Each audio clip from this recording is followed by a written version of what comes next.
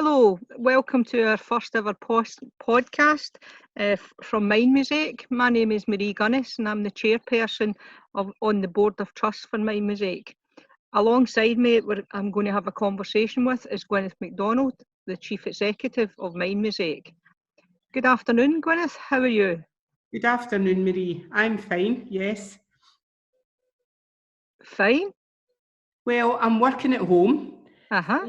Fine being a relative term, and Right. that I am healthy, and doing okay at the moment, but it's a difficult time for everyone. Yeah, yes, it certainly is.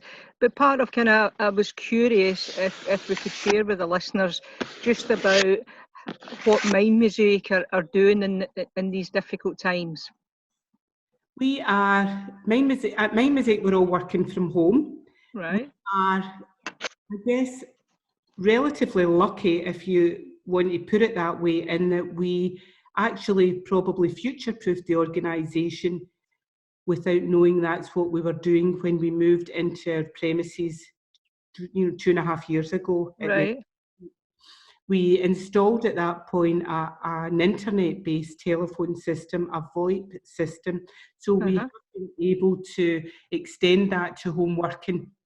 So all the counsellors and administration staff are working from their individual homes, but you can still contact us using the same MindMosaic telephone number, and we have a video conferencing facility within that also. So we're able with the system to extend it slightly to allow us to be able to speak to each other, speak to clients using our own telephone system that we would normally use if we were in the office. So in that way, it's been really, really good, and that we need to continue with the work that we would normally do on a face-to-face basis.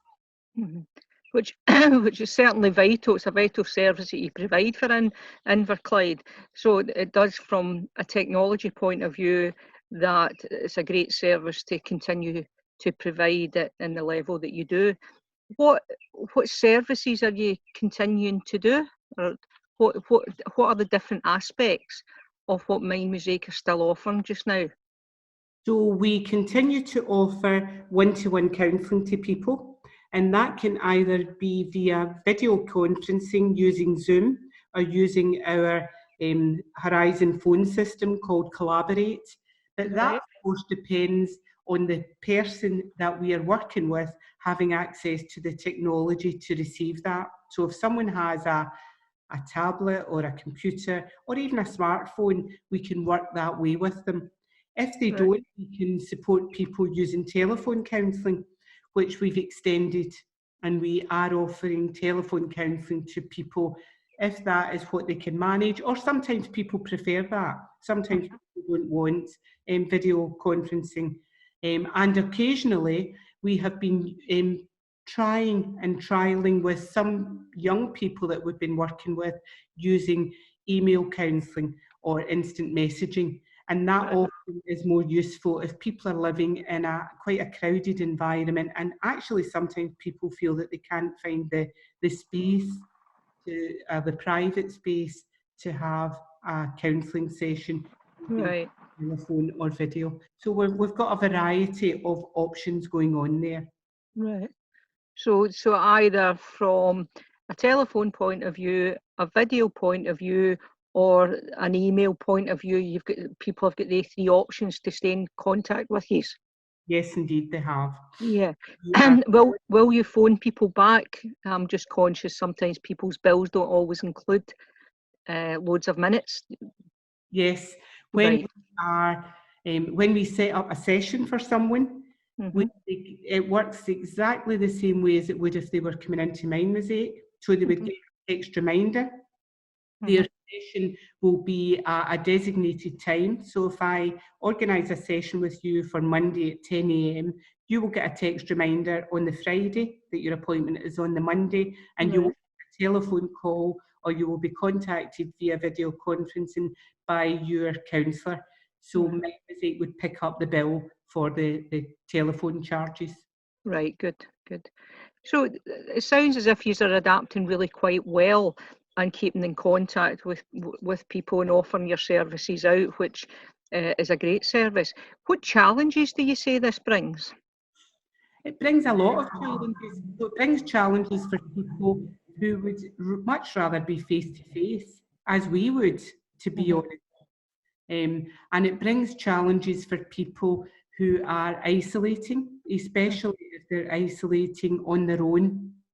So people who are self-isolating on their own are really challenged. And often people who live alone like to come out to their counselling session, like to come out to their appointments, because this is about simple connection often. This is about connecting with other humans. Although we are trying to do that in the best way that's allowed to us at the moment, obviously it doesn't beat face to face. So there are many challenges around that. Mm-hmm. Yeah, I imagine, but it is important, as you said, to use that connection, to keep the connection up and keeping it as real as possible. Absolutely. Mm-hmm. Mm-hmm. So I'm just kind of wondering, what times are you still working? How can people contact you? Those sort of the kind of basic things. So we are working our normal opening hours, which is Monday to Friday, 9 till 5. Mm-hmm. People can contact us during those times and the phone will be answered by our administration or reception staff. Out with those times, they could drop us an email or an instant message via our social media platforms and we will get back to them. Or indeed leave us a message, an answer phone message on the phone if you want messages out with these times. Mm-hmm. So still contactable, just the same process, and certainly get back. What plans? I mean, this is obviously my first podcast. What's your kind of thoughts about it? And this is another medium, because I know you've got a YouTube channel around mindfulness. You've got the telephone counselling. You've got the Zoom, the video conferencing. You've got the emails. What other things are you hoping to do around kind of podcasts? So we are hoping to release a series of podcasts speaking to people about different types of counselling, about mindfulness, about what's happening in the world of MindMosaic at this time. Happy to have requests if people want to speak to us and request us to give you information on specific things. We're happy to do that. MindMosaic are also working with the Inverclyde Community Action Resource Group. So we are working on a collaboration around looking at grief and loss in this really difficult time, and there will be a couple of podcasts around that, which will be added to the portfolio. So yeah, I think it's a work in progress, and we will just expand and develop it as the need arises. Yeah, well, it's important to share that information. Because I don't think there's any families that this isn't touching, and everyone's affected by this dreadful kind of situation. Absolutely. Mm-hmm. Mm-hmm. We've also started a telephone helpline for key workers. Right.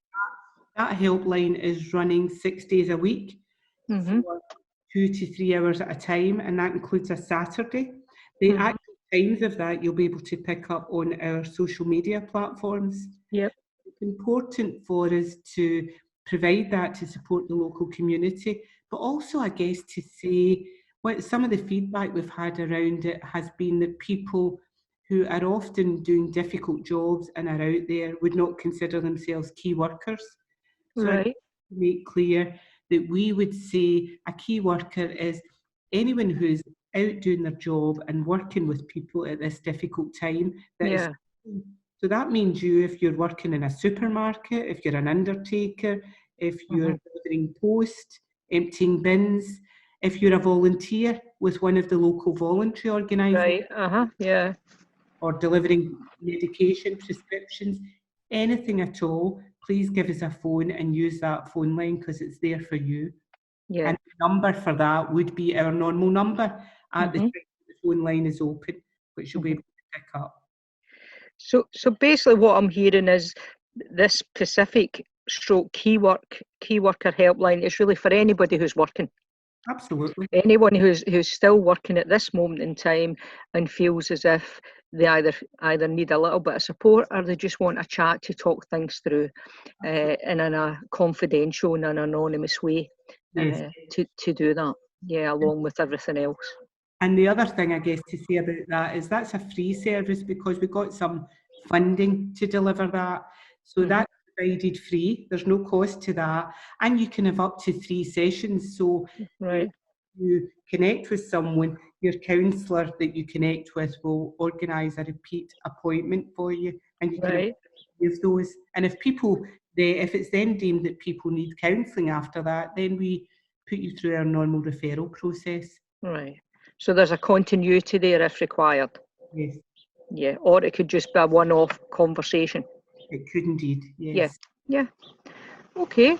It sounds as if once again MindMosaic are doing great things for the community, with the community at heart of what they do, and engaging with that in every level, being involved with the local volunteer groups as well.